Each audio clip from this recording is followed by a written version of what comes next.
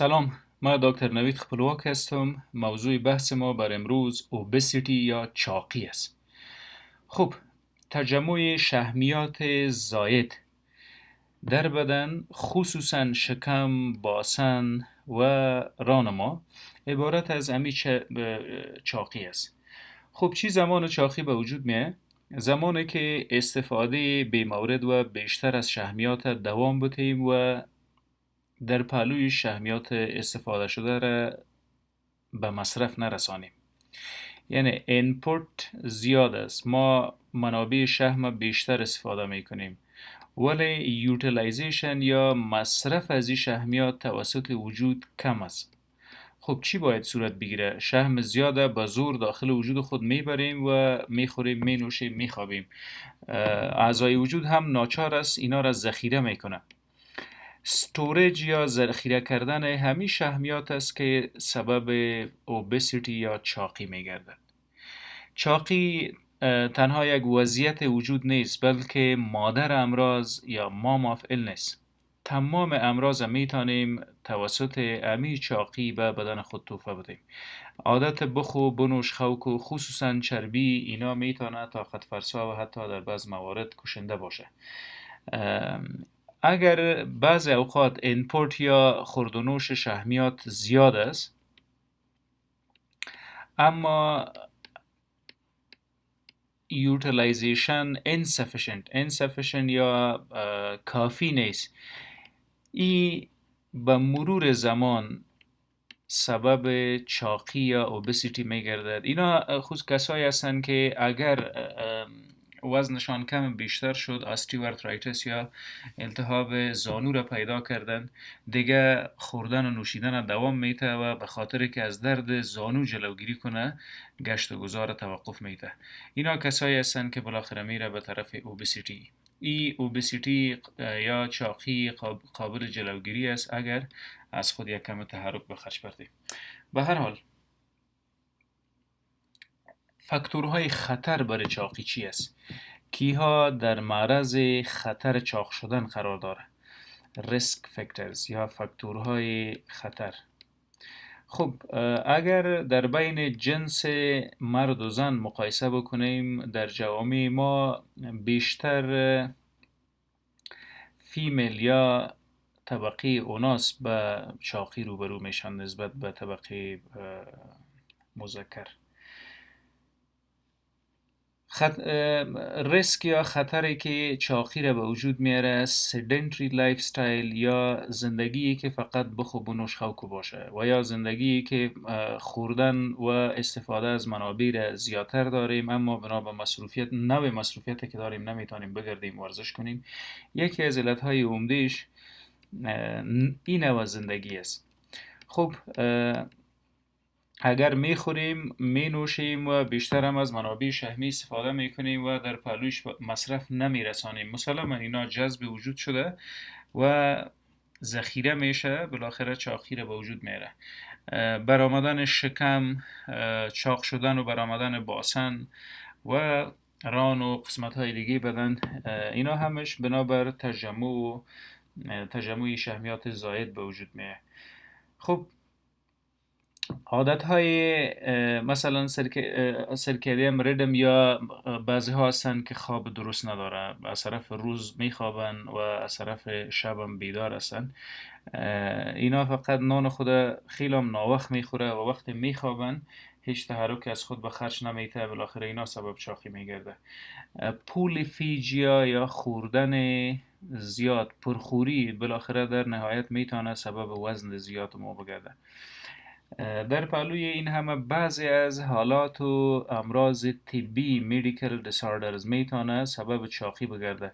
اگر چاق هستیم، وزن ما زیاد است، کتش نانم کم میخوریم و ورزش هم داریم کم و کم، در اون صورت باید چاقی خود تعقیب بکنیم که هورمونال امبالانس است، یعنی کدام هورمون وجود، خصوصا هورمون تایروید بلند و پایین شده یا خیر.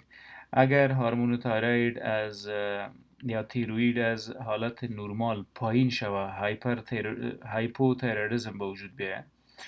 هایپوتایرایدism در اون صورت مریض وزن میگیره و چاقی را به وجود میاره. این نوع چاقی تنها توسط معالجه این وضعیت ممکن است که مهار و کنترل شود. این روجن ها میتونه که عدم تعادلشان سبب وزن و ازدیاد چاقی بگرده. در پهلوی اینا مرضی که به خاطر عدم تعادل این روژن ها به وجود میاد کوشینگ دیزیز یا مرض کوشینگ، مرض است که تمام اعضای وجود ازش متاثر شده و سبب چاقی میگرده. نشانش بافلو هم فویا هم برآمدگی پشت گردن مریض است. بعضی ادویجات هم سبب چاقی نزد بعض افراد میگرده. مثلا اکثر دواهایی که برای استرس و اضطراب استفاده میشه، پروتایرین میتونه که وزن بیشتر بسازه، ونلافاکزین در بین انتی دپرسنت زودتر وزن بیشتر میسازه. اکثر افرادی که مبتلا به افسردگی دیپرشن هستن، اینا توسط استفاده ادویجات وزنشان زیاد میشه. اما در مجموع در بعض فامیل ها ارثی است، هریدیتری اوبسیتی یا چاقی ارثی خانوادگی. خب اینا همه فاکتورهای خطر است که بالاخره یک فرد مبتلا به چاقی می سازه. در پهلو اینها خب یکی از علائم کلینیکی مریض یا کلینیکال پرزنتیشن توسط چشم دیده میشه. میبینیم که شکم مریض برآمده، باسن مریض برآمده و یا هم البته از برآمدگی هدف چاق بودن و عضلاتی بودن از و تجمع شحمیات در اون است. کلینیکال پرزنتیشن یکی شخ و گفتیم که همی فیتنس مریض درست نیست، چاق است. اینا بیشتر دسنیا یا نفستنگی داره، ولی نوع دسنیا از زیر به نام اکسرشنال دسنیا یا نفستنگی بعد از حرکت. بعضی هایشان توسط امی چاقی و فشار بلند روبرو شدن یا مبتلا شدن. کت شکر یا دیابتیس، خصوصا شکر نوع دوم دارن. دیسلیپیدیمیا یا چربی خون به اصطلاح. کلسترول و تریگلیسیراید دو چربی است، هر دویش از جمله چربی های مضر و دشمن است که توسط اوبسیتی یا چاقی بلند میره. زمانی که سطحش در خون بلند شد، بدن هم استفاده ازش کردن نتانست، اینا بالاخره میره به داخل جریان خون. در داخل جریان خون در یک جای تجمع میکنه، سبب ساخت و ساز پلاکس میشن. در خون ما یک حجره خون به نام صفحات دمویه یا پلتلتس یاد میشه. اینا هم میاید اینجا میبنده و یک مانعی را برای جریان خون ایجاد میکنه. اگر این مانع در هر قسمت از بدن به وجود آمد، او قسمت بدن به سکته و یا هم به کشتن مواجه میسازه. خوب به خاطر داشته باشیم که چاقی یکیش تجمع فرس یا شحمیات در بدن است. بعضی حالات دیگه که تقریبا مشابه چاقی است را باید تفکیک کرده بدانیم. مثلا ایدیما، تجمع مایات که از رگهای خون بیرون مبراید در شکم و پای و اینجا مریض تجمع میکنه. اکثر اوقات دیده باشیم پاها پوندیده، وقت توسط انگشت خود فشار میتیم چاپ انگشت میمانه. این حالت ایدیما از چاقی نیست. اگر یک فرد چاق است، در نظر باید داشته باشیم که برین تیومرز و یا هم سرطانهای مغزی در اکثریت موارد سبب عدم تعادل یا ایمبالانس هورمون ها میشه. کدام هورمون؟ گروت هورمون یا هورمونی که نموی حجرات تنظیم میکنه. اگر تومور سبب او حجراتی که هورمون تولید میکنه اونا را تحریک و تنبیه ساخت، هورمون بیشتر تولید کرد، سبب اوبسیتی یا چاقی میگرده. اگر چاق هستیم بهتر است که برای وضعیت معلوم کردن وضعیت یک سی تی اسکن مغزی را هم در مدت زمانی که چاق هستیم داشته باشیم با خود. اگر مریض چاق مراجعه میکنه، حداقل باید تایروید پروفایل T3 T4 TSH. اینا در خون معاینه شود که آیا چاقی از اینا به خاطر هایپوتایرایدism یا کمبود هورمون تایروید است یا خیر. همه قسم اگر با مریض چاق مواجه میشیم، لیپید پروفایل در معاینات مریض خیلی حتمی است. اگر کرده باشه، انجام داده باشه که ببینیم سطح کلسترول و تریگلیسیراید تا چی اندازه و به کجا رسیده.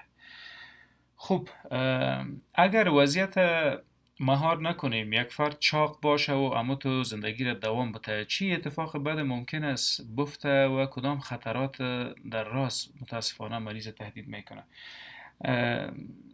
از سر تا به پا چاقی میتونه سبب تکلیف بگرده. مهمش کاردیو واسکولار ایونتس یا همچنان سربرو واسکولار اکسیدنس یا CVS، سکته های مغزی و قلبی توسط چاقی میتونه به وجود بیاید. خب چگونه؟ در جریان خون اگر متوجه شویم با خون یک جا چربی به شکل رنگ زرد که میبینین در حرکت است. اینا یک خو از مویرگ های کوچک یا کپیلریز به درستی عبور کرده نمیتونه، کپیلریز یا مویرگ های کوچک، و دوم اگر عبور میکنه تحت یک فشار و معمولا زمینه را فراهم میسازه به بلند کردن فشار مریض و این متاسفانه یک نقیصه دائمی است. اگر فشار بلند شد باید تمام عمر معالجه شود. در پهلوی سکته های مغزی و قلبی چیز دیگه که ممکن است به وجود بیاره کرونیک پنکریاتایتس. کرونیک پنکریاتایتس یا التهاب مزمن غده پنکریاس. خوب شما میفهمین دو انزیم به نام لایپیز و مایلیز در هضم توسط ای غده تولید و ترشح میشه که کمک کنه. لایپیزش همو انزیم است که شحمیات توته و پارچه میکنه. اگر بیش از حد شحمیات بود، خب بیش از حد انزیم لایپیز تولید میشه و بالاخره دوام از این سبب رزिस्टنس یا مقاومت پنکریاس میگرده و این وضعیت بالاخره میبره مریض به طرف کرونیک پنکریاتایتس یا التهاب مزمن غده پنکریاس که اینا همیشه درد مزمن در قسمت بالایی شکم یا قسمت معده خود دارن.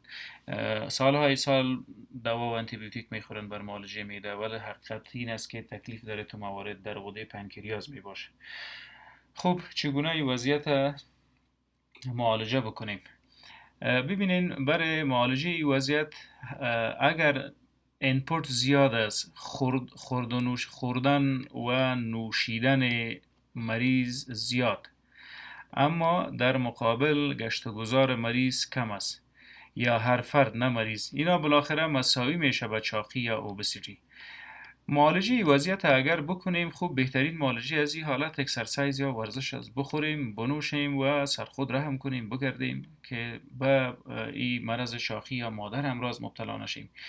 در پهلوی اینا استفاده از آب در زندگی شبانه روز خیلی مهم است.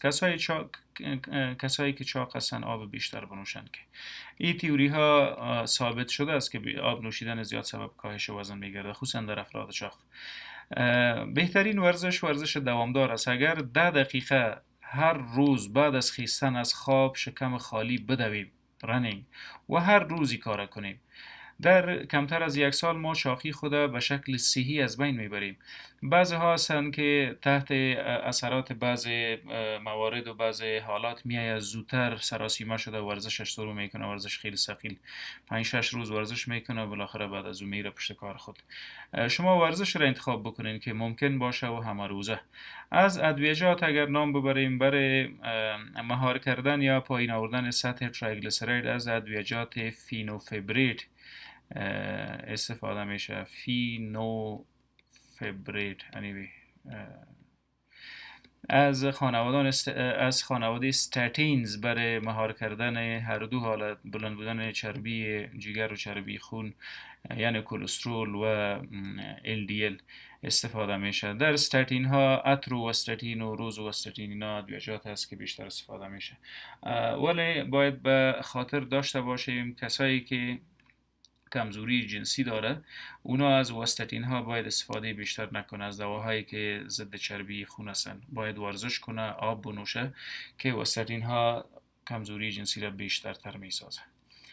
ممنون.